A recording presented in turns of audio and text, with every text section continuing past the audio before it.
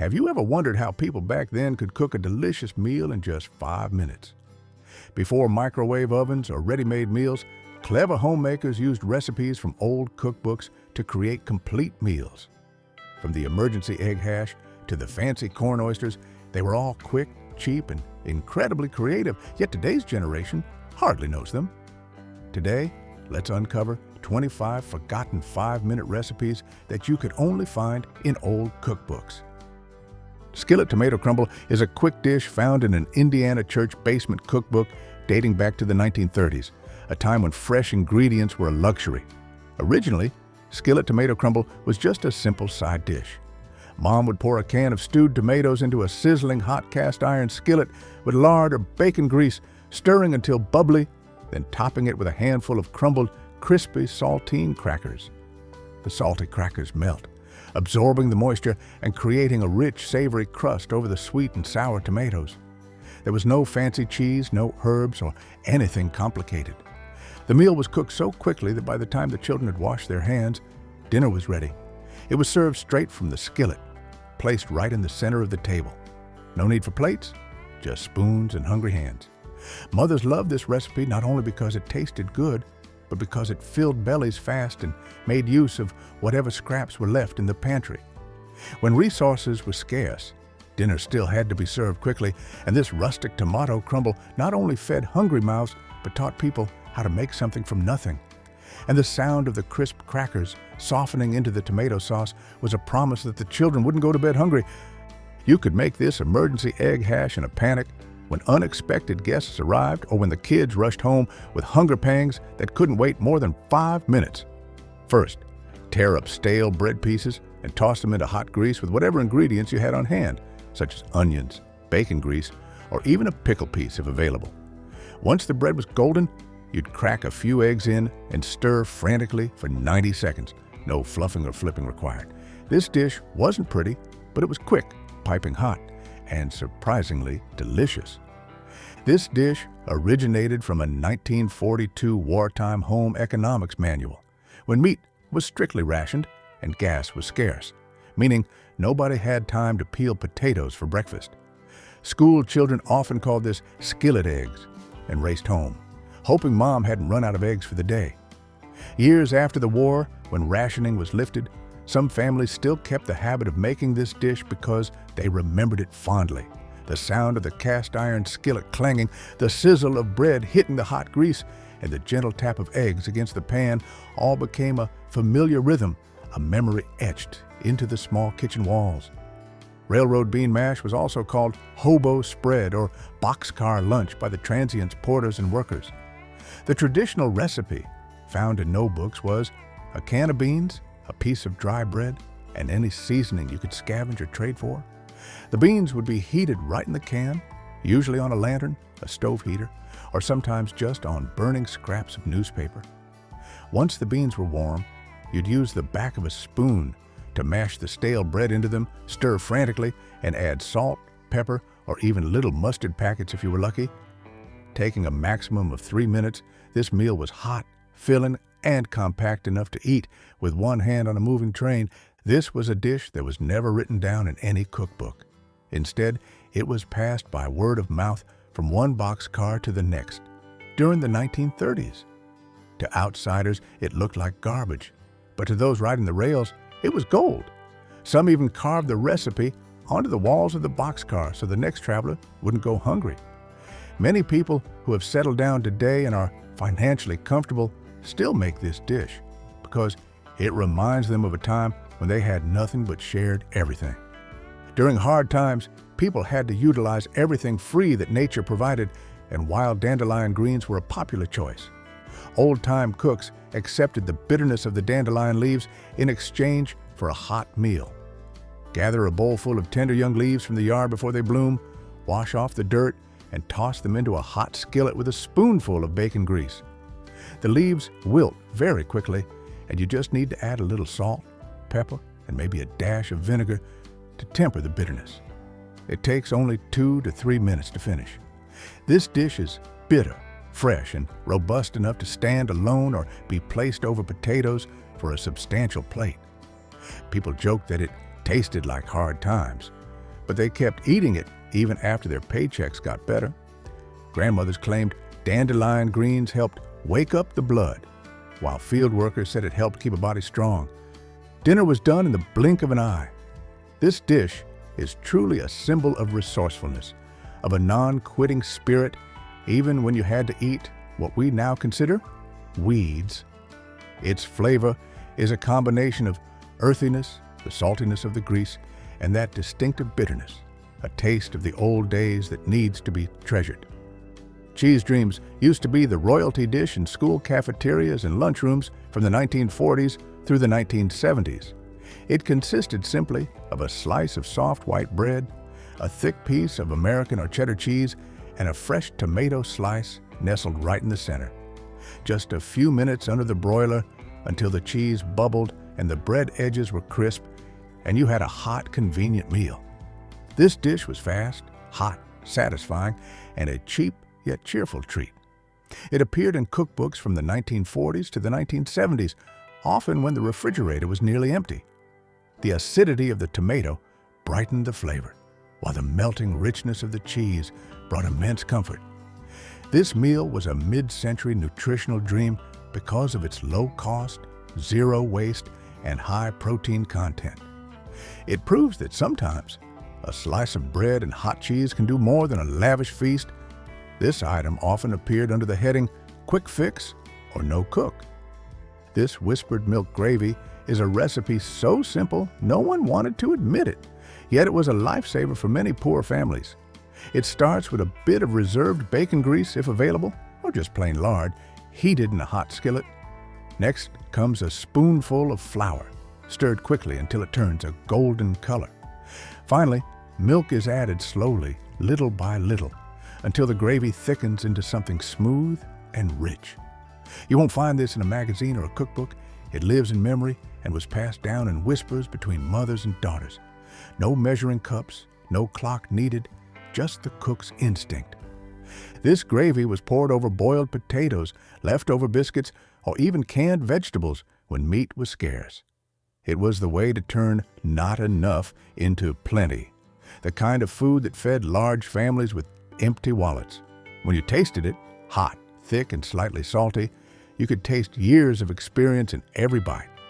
It takes about 5 minutes to prepare and lightly bake, yet it provides a feeling of fullness and satisfaction. Onion and apple skillet is the sweet and savory trick our elders swore by, requiring just a skillet, 2 ingredients, and 5 minutes of comfort right now. You slice sour apples and yellow onions thinly, both quickly sliced, and put them into the already hot skillet with butter or bacon grease. The onions go in first to soften slightly, then the apples, absorbing all that sizzling grease sound. Just a pinch of salt, maybe a sprinkle of brown sugar or a dash of vinegar depending on your mood, and you're done. The apples are soft, the onions are golden brown, and the aroma turns rich and profound like autumn contained in one skillet. This isn't strictly a dessert, nor strictly a side dish. It lives on that border. The flavors dance between bright and savory, and if you cook it right, the two melt into something that tastes better than they do separately. This dish was a favorite in kitchens where nothing was wasted. No need for fancy fruit, no big fire, and no time wasted. People ate this with pork, scooped it onto cornbread, or ate it with a fork straight from the pan. Corn oysters is a dish that sounds luxurious, but in reality, there's not a drop of seafood involved. It is a simple combination of humble ingredients: canned corn, flour, and eggs. Homemakers would quickly mix the corn with beaten eggs, a spoonful of flour, maybe a little milk, and season with salt and pepper. Then, spoonfuls of the batter were dropped into hot grease, fried until the edges curled and the centers puffed up just right. They turned crispy golden brown on the outside, soft and sweet inside, like small fried corn cakes. And they never made it to the table because everyone ate them straight from the pan. This came straight from the cornfield and the back of an old cookbook. Some cooks added a pinch of baking powder to make them puffier or sprinkled cayenne for a kick, but most kept the recipe simple: 4 ingredients, 5 minutes, and countless happy mouths. In church kitchens, homemakers made them by the dozen. On farms, they were served with soup or as the main meal when meat was scarce. And few knew that Letting the corn soak in the batter for a minute before frying gave it time to absorb, bind, and puff up more perfectly. Quick apple cabbage fry is a German-American side dish often found in Midwestern cookbooks, where a fast side was needed to accompany sausage or pork. Home cooks would shred green cabbage and thinly slice unpeeled sour apples, tossing them into a hot skillet with a spoonful of butter or bacon grease. The cabbage wilts quickly, the apple softens just enough, and the whole dish shifts to be sweet, sour, and salty all at once. Just a pinch of salt, perhaps a splash of vinegar, or a sprinkle of caraway seeds, if you felt fancy, and the meal is done in under 5 minutes. This isn't quite a side dish and not quite a main course, but it fills the plate and warms the room instantly. The cabbage provides pungency. The apple provides sweetness. People ate this with sausage, over mashed potatoes, or scooped it into a bowl plain. It was a weekday dish, fast food that tasted like harvest season and a beloved home. The dish appeared when the garden had given its last breath, when the root cellar only held apples and onions. It is both crispy and soft, light, yet filling, something you wouldn't think you'd like until it hits your tongue. If you find these old recipes truly precious and want to help us preserve the taste of the past, please hit the HYPE button below to spread that spirit of nostalgia to more people. In old cookbooks, people always had little tricks to turn simple fruit into a dessert in minutes, like brown sugar apple rings. Just one unpeeled apple, sliced into thin rings, dropped into a bit of butter or bacon grease. Then, quickly sprinkle brown sugar, maybe a small pinch of cinnamon, and a dash of vinegar to wake up the flavor. Just 2 minutes per side, the sugar melts into a glossy glaze, the apple softens, and the kitchen smells wonderfully like pie. People placed these apple rings over leftover rice or poured a little milk around the edge of the plate so the syrup would flow out and sweeten every bite. Because there was often only one apple to share, the mother had to slice it very carefully. Thinner slices meant more smiles. It wasn't a fancy dish, but it felt like a small celebration after a long, hard day of work. On winter evenings, these apple rings could change the atmosphere in the house as the coal stove crackled and boots dried by the door. A father might flip the apple slice with his pocket knife because the spatula was missing, and a grandmother would lightly tap his wrist and say, "Be gentle, son." The sugar clings to the apple like stained glass. During World War II, when rationing was tight and fresh vegetables were out of reach, cooks found a way to make the metallic-tasting canned spinach edible. This is a side dish that can be prepared in just 5 minutes if you work fast. You simply heat the spinach on the stove, stirring in vinegar and sugar until it simmers.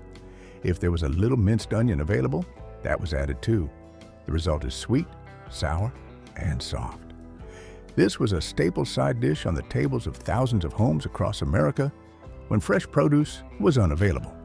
Canned spinach itself has a metallic taste and mushy texture, needing vinegar for a sharp edge and sugar to balance the flavor. This dish emphasizes using shelf-stable staples and eliminating all unnecessary cooking steps to save time and resources during the war. It was an extremely cost-effective, easy, and quick side dish, often listed under quick fix or no cook. Hominy Quick-Fry is the silent hero of scarce nights, ready to dance when it hits hot grease in the skillet. The hominy, large corn kernels, is drained carefully, dried so it doesn't splatter, then tossed straight into a smoking hot skillet with bacon grease or butter. They puff up and bubble in just a few minutes, the outer shell becoming crispy while the inside retains its characteristic softness. Then you just add salt, pepper, or a little chili powder or paprika for a kick. The sizzling sound and the crackling pops, like gravel under a truck tire, are half the joy this dish brings. Kids would crowd around the stove to watch the corn dance. And when someone inevitably got a kernel shot onto their wrist, everyone laughed. A tired mother could finish this dish while a baby cried on her hip, because it didn't require much monitoring, just a watchful eye and a brave hand. Succotash is a traditional Native American dish, but the flash Succotash skillet version is a quick meal made from readily available canned ingredients. The traditional recipe includes 1 can of kernel corn and 1 can of any canned bean, like navy or lima beans, quickly drained. After that, you heat the skillet and toss the ingredients straight into the smoking pan with a spoonful of bacon grease or butter. Stir vigorously for 1 minute. Add a pinch of salt and black pepper, maybe a little minced onion if available. The corn will be sweet and fragrant. The lima beans will turn soft and creamy. In just 2 to 3 minutes, the whole skillet is glistening, ready to be scooped out. This dish wasn't fancy for parties, but it was respectable and filling enough for night shift workers or kids coming home from ball practice. You could scoop this next to eggs, over potatoes, or straight onto a plate with a melting slice of butter. If the skillet is hot enough, the corn will pop like tiny firecrackers.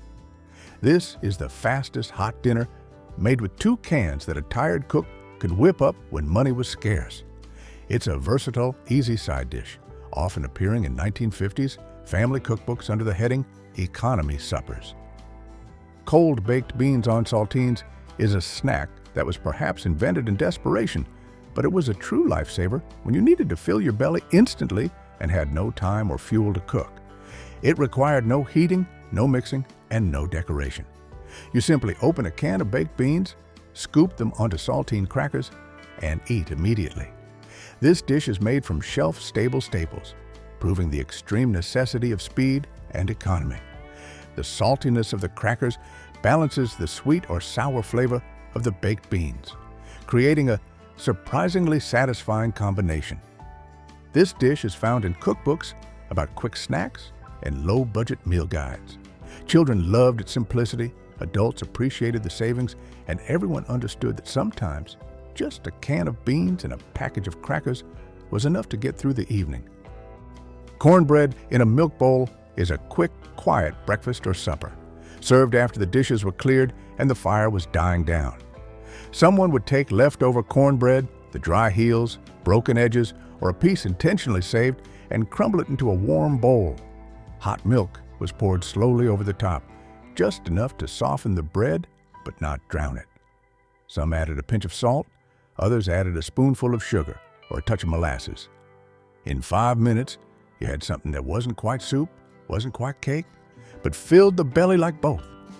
This dish was for the weary, for those who didn't need conversation, and you ate it slowly with a spoon, the steam rising like a lullaby. Grandparents liked to use this to cure aches and sleeplessness. Mothers gave it to children who missed dinner. The cornbread retained heat like a blanket, and the milk washed away all the day's fatigue with its sweetness. During harsh winters, milk was rationed, and the cornbread was crumbled even thinner. For some, cornbread in a milk bowl was the stillness of the evening, kindness served in a bowl. Cracklin Egg Scramble is not a quiet meal.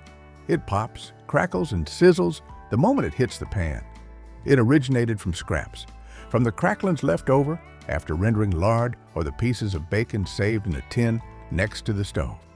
Mom would toss a handful of cracklings into the hot pan, then crack 2 to 3 eggs in and scramble them lightning fast. No cheese, no milk, no fuss, just grease, salt, and fire. It took only 1 or 2 minutes before the eggs set and the cracklings curled, creating a chewy and crispy texture that stuck in your teeth and memory. For farmers and early risers, this was a complete breakfast and lunch in one cooking. The kitchen brightened up when this dish was cooking, and the smell of pork smoke drifted through the screen door and open windows. This dish was called the poor man's feast, and the leftover grease was usually saved for the next meal. Nothing was wasted. In old cookbooks, there was a trick to using the skillet without meat. Grandma only needed a dusty can of salmon, a little milk, and 5 minutes over low heat to create a protein-packed meal.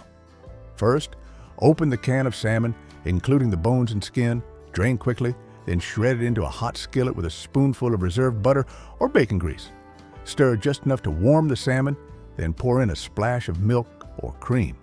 Add a little salt, a dash of pepper, and maybe a bit of onion powder if you had it. Simmer for 1 or 2 minutes until it thickens. This thick sauce was served over boiled potatoes, stale toast, or any available starch.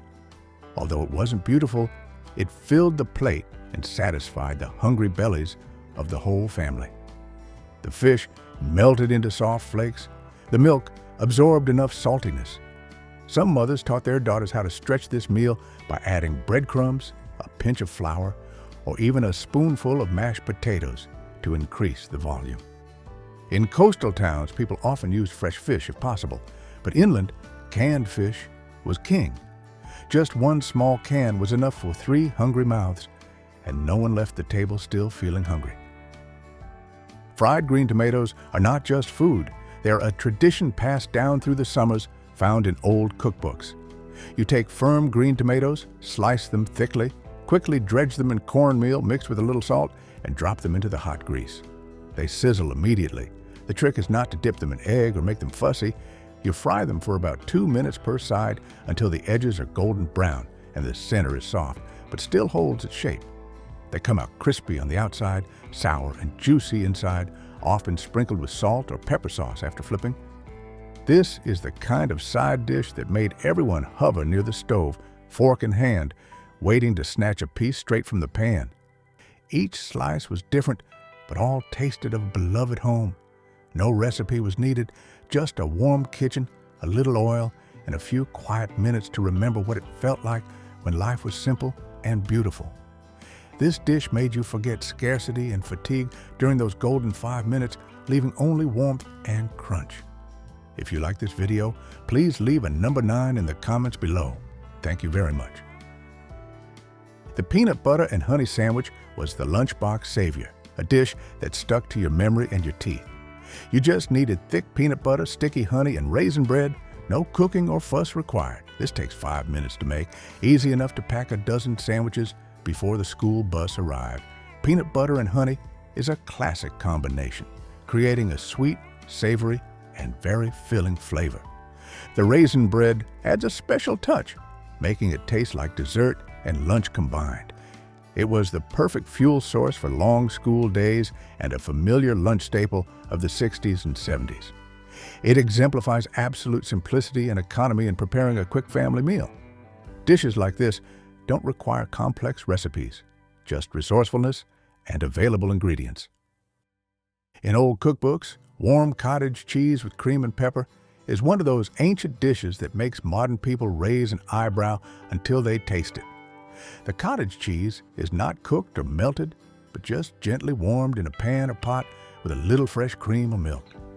The cheese curds soften, the cream thickens, and with just a little salt and a generous amount of black pepper, it becomes something smooth, rich, and quietly comforting.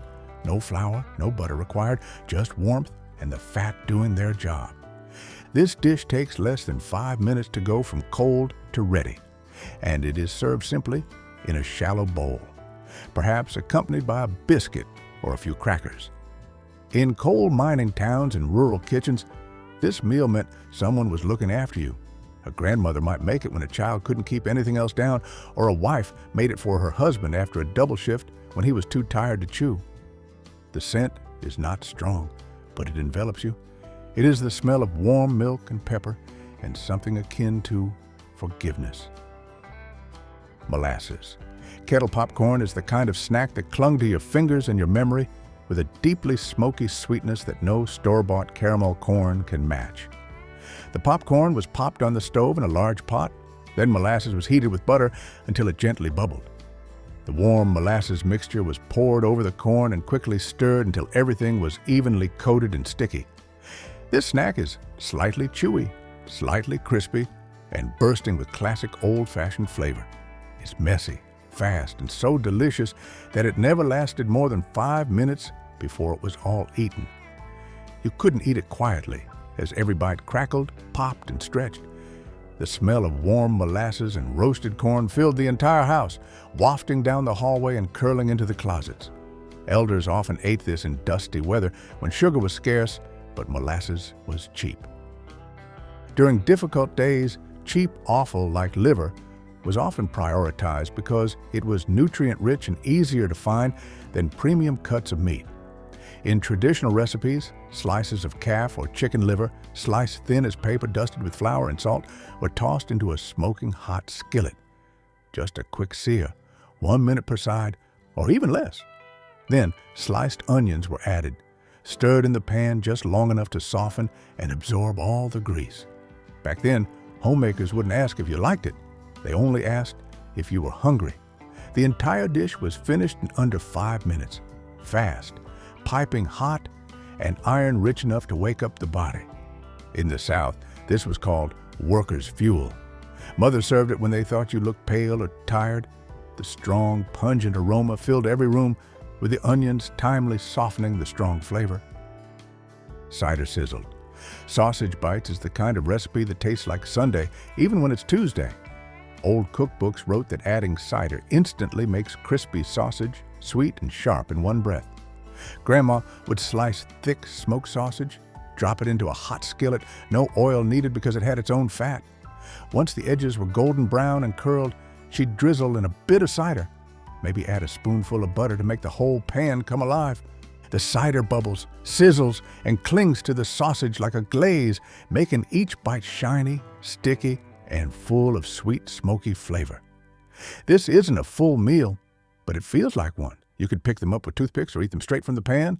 The flavor is sweet, savory, and just sour enough to make you reach for one more piece. When everything was cleaned up and the stove was still warm, Grandma could turn yesterday's leftover rice into a warm dessert, skillet rice pudding, in just 5 minutes. You scoop a little cold rice into the pan with some milk, a spoonful of sugar, and maybe a bit of cinnamon or nutmeg. Stir over low heat until it thickens into something soft and creamy, just sweet enough to call it a treat. Some added raisins if they had them, or stirred in a pat of butter at the end to make it richer. This dish appeared after church, before payday, or when the weather had worn everyone out and they needed a little comfort. The smell of warm milk and cinnamon drifted through the house like a gentle lullaby. This humble skillet pudding is full of memories of wartime sugar rationing, and when this sweet thing felt like a little bit of luck scraped from the bottom of the pot. This was the 5-minute lifesaver when the fridge was nearly empty and your stomach was growling loud enough for the neighbors to hear. Thick slices of hot dogs, sometimes cut into rounds, sometimes split lengthwise, hit the pan first, curling and browning at the edges. Then came the onions, tossed right into the sizzling sausage fat. Together, they cooked in a noisy, greasy dance until the onions turned soft and sweet, and the hot dogs crisped up better than you'd ever expect. No bun needed, no sides required. Just grab a fork or use your fingers and eat straight from the skillet. This dish often showed up after late-night shifts or long drives, when no one had energy left to talk. The caramelized onions clung to the meat like candy, filling the house with that salty, sweet, smoky smell that only comfort food can bring. Even the cheapest hot dogs tasted like $1,000,000 once they hit that golden brown. Sometimes, someone would crack an egg right in the middle of the pan, frying it in the sausage grease and turning scraps into a full meal. Nothing was ever wasted, not even yesterday's cold potatoes. Grandma had a way of turning leftovers into something warm, steady, and comforting. She'd slice or dice those chilled potatoes, drop them into a hot skillet with a spoonful of bacon grease, and let them sit. The secret was patience.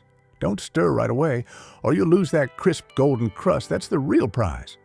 A few onions, if she had them, a pinch of salt and pepper, maybe a dusting of paprika. Just 2 or 3 minutes per side, and the edges turned perfectly crispy while the centers stayed soft, filling the kitchen with that morning smell, even if it was already evening. Every home had its own potato rule. Some folks swore by mashing a few pieces flat to get extra crunch. Others swore by splashing in a spoonful of pickle juice at the end to wake up the whole skillet. You could hear dinner coming, the soft sizzle, the scrape of metal on cast iron, the tiny cheer when the potato cake flipped in one piece. Grandpa used to say you could learn to flip it by sound alone, 3 slow breaths, then turn.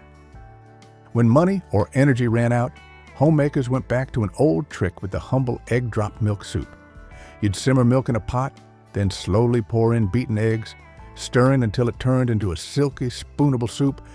It was the poor man's comfort food, simple, warm, and ready faster than you could set the table. You'd heat the milk just until it began to steam, then whisk in the eggs so they cooked into soft, ribbon-like strands floating through the creamy liquid. Just a pinch of salt and a dash of pepper, no broth, no veggies, no starch needed. It wasn't fancy, but it filled an empty stomach and softened the edges of a hard day. Mothers made it for sick kids, tired husbands, or anyone coming in from the cold, too weary to ask for much. It was the kind of food that didn't just feed you, it reminded you someone still cared enough to make something out of nothing. Tomato gravy on biscuits. Before Mediterranean flavors like marinara sauce became widely introduced, mountain folk had their own version of a warm, tangy sauce. They utilized home-canned tomatoes from the end of summer to create a hearty, delicious meal during the cold winter months. Hot bacon grease melted in a cast iron skillet, flour was added and stirred to create a basic roux. Then Grandma added home-canned crushed tomatoes. The final sauce has a pink-orange color that looks a bit unusual compared to modern tomato sauces. It tastes wonderfully, slightly sour, slightly sweet, and provides an indescribably warm, familiar feeling. This dish was especially popular during the Great Depression, when a jar of home-canned tomatoes cost only a few pennies but could stretch a meal, feeding a large family. Tomato gravy back then was 10 times cheaper than buying a can of packaged tomato soup today. However, changing modern breakfast habits, often prioritizing sweets or ready-made cereal products, pushed this warm and historic tomato sauce into oblivion by the 1980s, leaving many young people unaware of this unique flavor. Bulldog gravy with biscuits. During extremely difficult times in Appalachia, when there wasn't a single scrap of meat left in the house, mountain families could still create the gravy of the poor. Bulldog gravy with biscuits was a rich, filling gravy made from mere pennies. It was also known by other names like poor dew or meatless gravy. The recipe is incredibly simple. The gravy contains only flour, lard, usually bacon grease left over from the previous night's dinner, water or milk if available, salt and pepper. Grandma had to carefully saute the flour in the lard until it turned golden brown, creating a rich, nutty flavor that formed the base for the thick and comforting gravy. Despite lacking meat, bulldog gravy still provided a satisfying and comforting feeling when poured generously over hot biscuits. It was the necessary fuel for a hard day's work in the fields or in the mines. This dish was practically free, requiring only a few dimes worth of ingredients back then to feed an entire large family. Bulldog gravy represents the resilience of the mountain people, but as the economy developed and meat became more accessible, this poverty gravy was gradually replaced by sawmill gravy with meat and later by more convenient breakfast options. Hoe cakes. Nothing woke up the entire neighborhood early like the smell of onions and cornmeal fried in hot lard. And these simple pancakes are hoe cakes. This interesting name originated from the fact that they were cooked outdoors on hoe blades or pieces of metal instead of a skillet. The batter for hoe cakes is extremely basic, consisting only of cornmeal, salt, and water, eliminating the need for expensive eggs or milk. They were fried thin like crepes and had crispy edges, serving as the everyday pancake of the rural South, replacing expensive wheat flour with more affordable cornmeal. These cakes could be eaten plain or served with lard or drizzled with sorghum molasses, depending on what the family had on hand. In the old days, cornmeal and salt cost only 2 to 3 cents or were free if you grew your own corn. Though the ingredients were cheap, they were enough to make a stack of cakes for the whole family. This dish is an important part of the mountain culinary heritage. But the emergence of convenient, pre-packaged pancake mixes that were much easier to prepare has pushed these heritage cakes near the brink of extinction in recent decades. Cornmeal gravy and biscuits. Before commercial white flour became cheap and common, stone-ground cornmeal was what dominated the breakfast tables of mountain families. The first version of sawmill gravy, lumber mill gravy, used ground cornmeal as a thickening agent instead of flour, creating a distinctive, slightly gritty texture that many mountain folk loved and missed. The flavor of the cornmeal, often freshly ground and naturally subtly sweet, combined perfectly with the salty and smoky taste of the meat grease from the rendered lard. The older generation swore that this cornmeal gravy was unique, completely different from what we know today. It stuck to your ribs better than flour gravy, keeping them full longer and providing enough energy for heavy labor that lasted all morning. Home-ground cornmeal cost only a few pennies instead of dozens of cents for commercial flour. Later, when white flour became a symbol of modernity and convenience, cornmeal gravy was forgotten, now only found in the treasured heirloom recipes of a few families deep in Appalachia. Sorghum, long sweetening, on biscuits. Back in the day, before industrial syrup bottles were displayed all over supermarkets, mountain people had sorghum molasses. It was a thick, smooth, liquid gold. Often processed using manual presses right in the local area, families would split open hot, fresh out of the oven biscuits, add a bit of melting fresh butter, and then pour a beautiful stream of amber syrup over the top. The combination of crispy biscuit, salty melted butter, and sweet earthy sorghum was a complex flavor that store-bought syrup could never match. Sorghum molasses was affectionately called long sweetening because its rich flavor and lasting sweetness provided a satisfaction different from the sharp sweetness of refined sugar. In poor valleys where granulated sugar was scarce and expensive, sorghum syrup was the primary sweetener used for countless breakfasts, providing necessary energy for children and adults. Sorghum syrup used to be very cheap and easy to produce. Now, a comparable high-end bottle of syrup costs several dollars. But sadly, traditional sorghum production virtually ended when cheap, mass-produced corn syrup flooded the market in the 1960s. If you like this video, please leave a number 9 in the comments below. Thank you for your support. Fried hominy with bacon and eggs. Few people know that mountain folk created hominy by soaking corn kernels in an alkaline solution, an ancient chemical process called nixtamalization. This was precious folk knowledge passed down through generations of Native Americans and subsequently settlers. Hominy consists of large, puffed corn kernels that have been treated with lye to remove the tough outer hull, creating a soft but still chewy texture. They were fried in bacon grease to add a deep, smoky flavor along with onions, resulting in crispy edges while the inside remained soft and smooth. This dish was both filling and economical, as corn was the most abundant agricultural product. A hearty meal of fried hominy, bacon, and eggs was only about 15 cents thanks to homemade hominy. But today, canned hominy costs $2 a can and bacon adds another $4. However, when instant grits, finely ground cornmeal, became popular, easier, and quicker to cook, fried hominy, which required longer preparation time, almost completely disappeared by the 1970s. Hot water cornbread. When the pantry was bare, winter was cold, and the sky hadn't yet brightened, Grandma used a simple trick of boiling water to create a breakfast born out of nothing at all. That is, hot water cornbread. It only required the most basic ingredients: cornmeal, salt, and boiling water, completely omitting expensive eggs, milk, or baking powder. The cornmeal and salt are mixed together. Then boiling water is added to form a thick dough, which is shaped by hand into small patties and deep fried in hot lard. These cakes, once fried, have a crispy outer crust, but the filling inside is creamy and soft. When the oil sizzled, the aroma of cornmeal spread throughout the house, creating instant coziness. This emergency bread proves the mountain cook's ingenuity in creating a meal from almost nothing, using only the most basic ingredients. A hunger-fighting meal like this cost only about 5 cents, but the high-end restaurant version today can cost up to $4 per piece.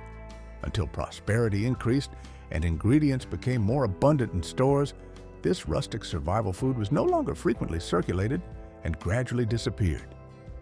Fried apples with biscuits. In the fall, when apples ripened and couldn't be eaten fast enough, fried apples became a staple breakfast that lasted through the winter, a way to preserve the natural flavor of the fruit.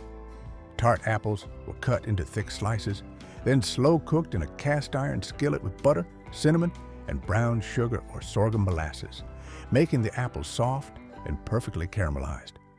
The warm and sweet aroma from these fried apples had a magical ability. It could pull sleepy children out of bed faster than any alarm clock. This is a classic side dish, but it holds an irresistible appeal, especially when combined with the salty flavor of lard. Some mountain families even use bacon grease instead of butter to create a complex sweet and salty flavor and be more thrifty. In the old countryside, a bag of wild apples cost only about 10 cents, but it provided joy and nutrition for many weeks. Sadly, the ritual of frying apples in the fall gradually ended when fresh, imported, and refrigerated fruit became available year-round in supermarkets, eliminating the seasonality and necessity of this dish. Grits with red-eye gravy. Strong black coffee, salty, smoky gravy, and creamy white grits. This breakfast was not for the faint of heart. This was the meal for men who had to work hard from dawn till dusk. Grits were cooked thick, then scooped into a bowl, creating a deep well in the center to pour the red-eye gravy, ham coffee sauce, into. The combined flavor created a perfect balance of salty, slightly bitter from the coffee, and rich, providing an incredibly satisfying feeling, considered serious fuel for serious work. While most people sweetened or buttered their grits, mountain cooks discovered that the bitter coffee gravy was the absolute best combination, creating a complex and addictive flavor. The old-timers even claimed this dish could cure a hangover or wake the dead, emphasizing its restorative power. This classic combination began to disappear when instant grits, which only take a few minutes to cook, replaced the slow-cooked varieties that demanded patience and time. Fried apple hand pies. These fried apple pies were the perfect portable breakfast, skillfully wrapped by the calloused hands of mom or grandma to be carried to the fields or into the mines. Also known as apple jacks, they are a great example of resourcefulness in using leftovers. Mashed, dried apple filling was often wrapped in leftover biscuit dough. Using dried apples concentrated the fruit's natural flavor, making them sweeter and preserving them much better than fresh apple pies. These compact pies were quickly deep-fried in a pot of hot lard, creating a crispy outer crust, and they were convenient enough to stuff into a lunchbox or coat pocket. Regarding cost, making a batch of hand pies enough for several days cost only about 12 cents, a small investment for a large energy source. However, beautifully packaged commercial snacks and concerns about deep frying pushed these handheld treasures to the brink of extinction in the 1980s when people prioritized the false convenience of packaged junk food. Clabber with cornbread or molasses. Before yogurt containers were sold in supermarkets and even before refrigerators existed, Grandma fermented clabber right on the kitchen shelf, without yeast, without machines. It was an entirely natural fermentation process. Clabber is the name for fresh milk, whole milk, that has naturally soured and thickened due to lactic acid bacteria in room temperature environments. And instead of throwing away sour milk, mountain families turned it into food. This food is thick, similar to natural yogurt, does not need to be churned like buttermilk, and has a tangy, slightly fizzy quality, making it a great source of probiotics without technology. It was often eaten with crumbled cornbread or sorghum/molasses to balance the strong acidity. Natural soured milk and old cornbread were virtually free when ingredients were self-produced on the farm, but to make true clabber today, you would have to spend up to $6 for high-quality organic ingredients. However, this ancient practice, which provided many probiotics, ended due to mandated milk pasteurization laws and the rapid proliferation of refrigerators in the 1960s, making the practice of naturally souring milk unnecessary and often deemed unsafe. Cracklin bread. Cracklin bread is another excellent culinary creation of mountain families, demonstrating the spirit of wasting nothing from the hog. It is made from crispy pork rinds, cracklins, which are the skin and fat remnants left after pressing out all the liquid fat for lard. These cracklins, rich in flavor and crunch, are mixed into the basic cornbread recipe, creating a cornbread with a unique texture and flavor. When the bread is baked in a hot cast iron skillet, the flavor of the melting cracklins blends with the cornmeal, providing a characteristic richness and smoky saltiness, without needing extra butter or meat. This dish was an extremely important source of fat and calories for people engaged in heavy labor, turning what seemed like waste into a main dish. Cracklin bread is a symbol of thrift and resourcefulness. Although today pork rinds are sold as a premium snack, back then they were almost free. Cracklin bread has been forgotten because modern diets shy away from lard and animal offal/byproducts. Ramps with scrambled eggs. Ramps are a type of wild onion that grows in the Appalachian forests in early spring, carrying the strong, pungent flavor of onion and garlic, and they were hunted by mountain families like a treasure. The ramps harvest season was a short culinary festival, as it was one of the first fresh vegetables to appear after the long winter. Ramps were chopped and sautéed in hot lard until tender, then eggs were scrambled with them. The pungent flavor of the ramps combined with the richness of the eggs created a breakfast that awakened all the senses, a symbol of survival after winter. Since ramps were foraged for free in the woods, the only cost was for the eggs and grease, making it almost the cheapest breakfast possible. However, because ramps are only available for a very short period and require going into the woods to harvest, this dish couldn't compete with vegetables and eggs sold year-round in supermarkets. Let's start with chocolate gravy and biscuits. Before someone invented the familiar chicken and waffles, mountain families had been turning breakfast into dessert for a long time. All it took was cocoa powder, sugar, flour, and milk, and absolutely none of the expensive chocolate bars we know today. Chocolate gravy was carefully stirred in a heavy cast-iron skillet, creating a mixture that was rich and glossy. It was then poured directly over hot, fresh out of the oven biscuits. Chocolate gravy and biscuits originated in the Ozarks and Appalachian regions, often served as a small treat on special occasions like a cold Saturday morning when the whole family gathered around the fireplace. Some families liked to add a piece of butter for extra richness, while others preferred a touch of vanilla. It only cost a few pennies for the flour, milk, and sugar, but the sweet flavor and the memory it brought were priceless, worth an entire childhood. Sadly, this dish became rarer in the 1970s as health consciousness increased and convenient. Lower sugar instant cereals began to appear, making chocolate gravy a fading sweet memory of a simpler time. Red-eye gravy ham biscuits. If you've never tried red-eye gravy, you've missed out on one of the most ingenious creations in Southern cuisine. This legendary thin, smoky, and slightly bitter sauce starts with a thick slice of country ham fried in a cast-iron skillet, leaving behind a layer of burnt fat and rich flavor at the bottom of the pan. The mountain cooks would use strong leftover black coffee to deglaze the grease and create the thin, dark red-brown sauce. This sauce is drizzled over hot biscuits or the fried ham slice, creating a complex flavor balance. It's unlike any other creamy gravy we've ever eaten. This quick and extremely hearty breakfast is believed to date back to the time of Andrew Jackson in the 1830s. A slice of ham once cost only about 5 cents, and the entire breakfast set cost just about 15 cents, a price that today can barely buy you a packet of seasoning. Red-eye gravy almost disappeared when country ham became harder to find and when modern electronic coffee makers replaced traditional percolators, making it no longer easy to produce the necessary amount of strong leftover coffee grounds. Milk gravy. Milk gravy is the most basic and purest version of white gravy, often made when there wasn't even enough lard or bacon grease to make bulldog gravy or sawmill gravy, using only buttermilk or fresh milk. Milk gravy is prepared by melting a bit of butter, or lard if available, stirring in a small amount of flour until it turns pale yellow, and then slowly adding warm milk, stirring until the gravy thickens.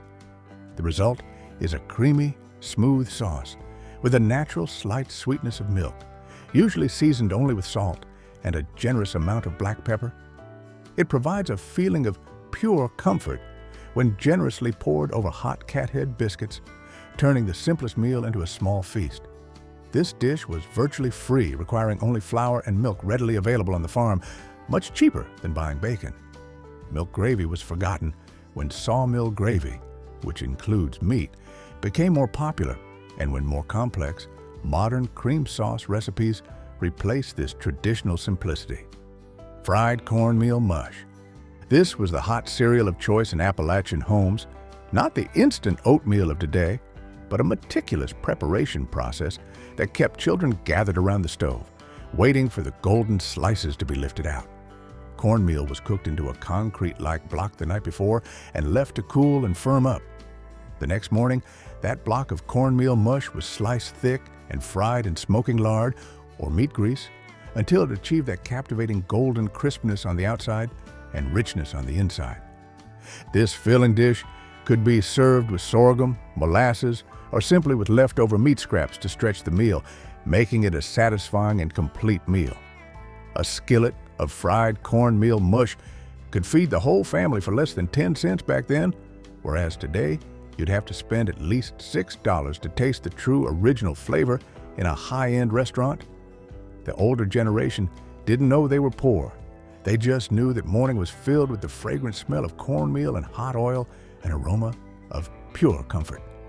This tradition of preparing cornmeal mush dates back to the colonial era, but faded significantly when convenience foods flooded the market in the 1980s. Nowadays, most modern chefs don't know the proper way to make this dish. Ash cakes. Ash cakes, also known as ash pone, are one of the most primitive and rustic cornbread recipes originating from Native American culture and adopted by mountain settlers. This is a bread born of ingenuity and requiring no complex cooking tools, a testament to the resourcefulness of the old generation. The basic cornbread mixture consists only of cornmeal, salt, and water, shaped into a flat patty, then wrapped in cabbage leaves or corn husks and placed directly into the hot ash remaining in the wood stove. The bread is slowly and thoroughly baked in the ash, creating a slightly scorched crust that carries a distinctive earthy and warm, smoky flavor. Although it sounds funny and a bit frugal, ash cakes were a type of survival bread which could be made any time as long as there was a fire going. The cost was practically zero, as the ingredients were just basic cornmeal. With the advent of modern stoves and ovens, this primitive cooking method has been completely forgotten and is rarely practiced anymore. If these old dishes remind you of the flavors of your childhood and you cherish the efforts of the previous generation, hit the HYPE button right below the video to preserve these simple but precious culinary memories together. Cornbread and milk. In old mountain families, breakfast didn't need to be fancy or complicated. It just needed to be leftover cold cornbread from the night before and a pitcher of freshly squeezed cold milk. Often, cold buttermilk was the more traditional and common choice, providing a light, refreshing sour taste, especially delicious when soaked into the crumbled pieces of cornbread. This habit was so popular and loved that many families had to bake extra cornbread in the evening just to ensure they had enough for breakfast the next morning. This was an almost free breakfast, costing 0 extra cents if the family produced their own milk and corn. It was economical and an effective way to stay cool, lasting until the 1970s in rural areas, especially in homes without refrigeration to preserve other foods, because cold cornbread was still good when eaten with cold milk. When packaged, sugary breakfast cereals appeared, this simple tradition gradually faded into oblivion, remaining only in the memories of the elderly. Buckwheat cakes. In the mountains of West Virginia and Maryland, buckwheat cakes were once the king of pancakes, a dish completely different from the soft, fluffy modern pancakes. Traditional buckwheat cakes were thinner, had a distinctive mild sourness, and carried an earthy, rustic flavor that mountain families loved. What was unique was that the buckwheat batter had to be fermented overnight, similar to the process of making sourdough bread, based on a painstakingly nurtured starter. Many families even kept this cake starter for decades, passing it down from generation to generation like a treasured heirloom, tied to their culinary history. Buckwheat flour used to cost only about 1 cent per cup, and the entire breakfast only cost about 5 cents. But today, imported organic buckwheat flour can be up to $8 per pound, hundreds of times more expensive. The art of making buckwheat cakes requires patience and skill in nurturing the starter, and this art almost completely disappeared when commercial instant pancake mixes, requiring only the addition of water, flooded the market in the 1950s, making this traditional dish obsolete. Cathead biscuits. These giant biscuits, known by the rustic name cathead biscuits because they were literally the size of a cat's head. They were made by dropping large spoonfuls of wet dough directly onto the baking sheet, creating rough, uneven biscuits. But they were naturally perfect for catching red-eye gravy or egg yolks. Their irregular shape made each biscuit unique, with a crispy top and soft, rich valleys, a sense of pure comfort. They were not just made to taste good, but to provide enough energy for a mountain person's non-stop, hard day's work. These biscuits represent the complete opposite of the modern trend of small, perfect, and symmetrical biscuits. The flour and grease needed to make a batch of cathead biscuits were only about 4 cents, but today, a country-style biscuit in a fancy restaurant can cost up to $3. Nowadays, modern portion control trends, as well as the preference for simple, neat, and aesthetically pleasing food, have eliminated these giant and imperfect dishes from most menus by the 1990s. Salt rising bread toast. If you've never smelled salt rising bread, you've missed out on one of the most controversial and unique flavors in Appalachian cuisine. It's called the miracle rising bread because it ferments completely without traditional yeast, relying on natural bacteria, Clostridium, perfringens, to ferment the dough. It has a distinctive cheese-like smell, which is complex and unique. Making this bread requires absolute skill and strict temperature control, often needing to keep the starter mass at a warm temperature near the fireplace overnight. Salt rising bread, toasted in a skillet with butter, will have a complex, rich flavor, perfect for eating with eggs or black coffee, a taste that the old generation absolutely loved. This bread stays fresh much longer than standard yeast bread, which was crucial in homes without refrigeration. Making a loaf of salt rising bread cost about 12 cents and a night of patience, whereas today, a similar artisan loaf can sell for $7 to $8. Later, this dish was almost completely eliminated by the spread of commercial yeast in the 1970s, which offered convenience and speed that natural fermentation couldn't compete with. Liver mush with eggs and grits. This is a creative, robust meat dish passed down from German settlers in the mountains of Northwest Carolina.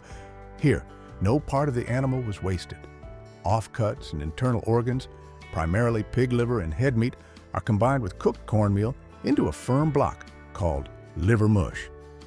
When sliced thick and fried until crispy in hot grease, it offers a rich, delicious flavor, often served with scrambled eggs and smooth grits.